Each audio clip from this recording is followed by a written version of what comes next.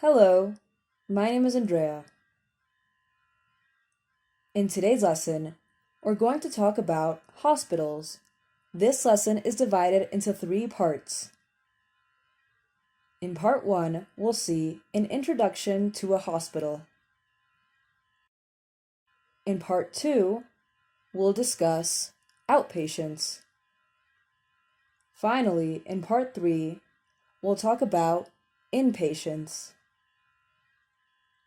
Let's get started. We'll begin with part one, Introduction to a Hospital.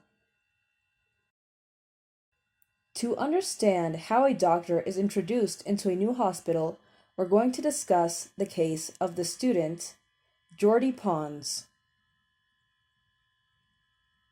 Jordi Pons is a fourth-year medical student from Barcelona. He has come to Britain on an effective attachment to the Royal Infirmary Edinburgh. Dr. Barron is introducing him to the hospital. This is their conversation. Dr. Barron: The Royal Infirmary is the name of the University Hospital for Edinburgh University. It is a general hospital dealing with all types of patients and illnesses except pediatrics. We have a specialist hospital for that in another part of Edinburgh, the Hospital for Sick Children. You can see some of the departments in our hospital on the sign. Of course, there are many others. For example, the Intensive Care Unit, ICU, and the Surgical High Dependency Unit, HDU. Jordi: What does outpatient mean? Dr. Barron: Outpatients are the people who come to the hospital to attend a clinic or have tests or treatment and then return home on the same day. Inpatients stay in the hospital for 1 or more days. The rooms where they stay are called wards. If a patient's treatment requires only 1 day, such as a simple operation, they can be admitted to the day surgery unit.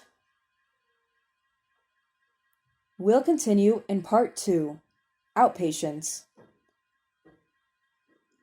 The conversation continues.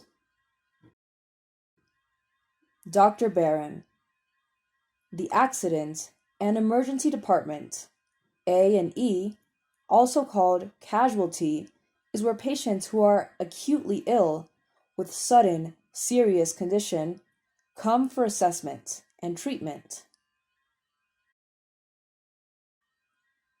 Outpatients who have an appointment to see a specialist go to a clinic in one of the outpatient departments.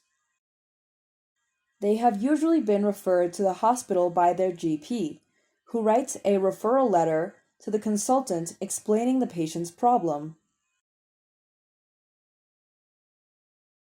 Finally, we'll see part three, inpatients.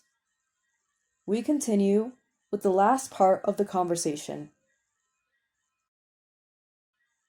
Dr. Barron: The inpatients in a hospital are admitted in one of the three main ways.